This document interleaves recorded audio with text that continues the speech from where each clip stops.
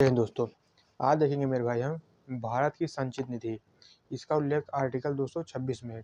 संचित निधि कैसे किसे है, जैसे जितना भी पैसा होता है, जैसे जो आयकर आता है या टैक्स आता है या मतलब दारू शराब से जो टैक्स आता है, उन सबको एक जगह एकत्रित करते हैं।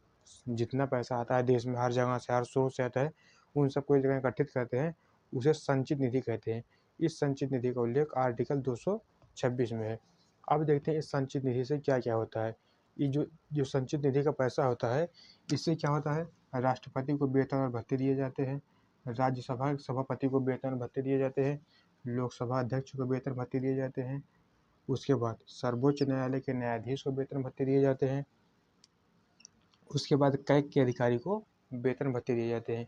ठीक, कई बार पूछता है एग्जाम में, सीधे पूछ लेता है कि लोकसभा अध्यक्ष को वेतन और भत्ते कहाँ से दिए जाते हैं, किससे दिए जाते हैं, भारत की संचित निधि से। संचित निधि का उल्लेख किसमें है, आर्टिकल 226 में। अब पहले इसमें हम देखते हैं वित्त धन विधेयक क्या होता है, वित्त विधेयक क्या होता है। ठीक, इसमें कई भाग होते हैं, धन विधेयक, वित्त विधेयक, विनिमय विधेयक, लेखा अनुदान, बहुत कुछ होता है। पहले एक एक आर्टिकल देखेंगे। धन विधेयक और वित्त विधेयक, इन दोनों में अंतर देखेंगे। धन विधेयक क्या है, जैसे पहले देखते हैं वित्त विधेयक। जैसे वित्त विधेयक का सीधा मतलब ये है धन विधेयक और वित्त विधेयक। जैसे मान लीजिए कि आप कहीं घूमने जाने की डिमांड करते हैं। मान लीजिए आप कहते हैं कि हमें जम्मू कश्मीर घूमने जाना है और 15,000 रुपये चाहिए। ठीक, घर वालों से डिमांड करते हैं, घर वाले कहते हैं नहीं 15,000 नहीं, 2-3 घंटे बहस होती है, फिर कहते नहीं 10,000 रुपये देंगे। ठीक, सेम यही चीज़ वित्त विधेयक का यही काम है। जैसे मान लीजिए कोई राज्य कहता है कि हमें इस कार्य के लिए, कोई राज्य कहता है कि हमें इस कार्य के लिए इतना करोड़ रुपए, 1 लाख करोड़, 2 लाख करोड़ रुपए चाहिए, तो संसद पर बहस करती है। बहस करने के बाद जो निर्णय लेती है, उस बहस को क्या कहते हैं, वित्त विधेयक।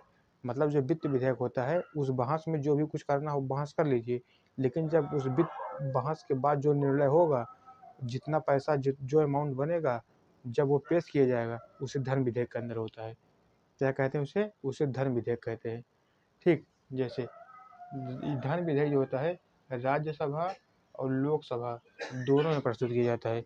धन विधेयक राज्यसभा लोकसभा दोनों में प्रस्तुत किया जाता है, और राज्यसभा इसे 75 दिनों तक रोक सकता है। राज्यसभा इसे 75 दिनों तक रोक सकता है। इस पर जो कुछ भी नियम कानून बना ना सके, या वो अगर संतुष्ट नहीं हो तो इस पर कार्रवाई कर सकता है 75 दिनों तक। उसके बाद प्रत्येक वित्त विधेयक जो होता है वह धन विधेयक नहीं होता है। जैसे अगर आपने डिमांड कर ली हमें 15,000 रुपये चाहिए, जरूरी थोड़ी आपको 15,000 रुपये मिलेगा।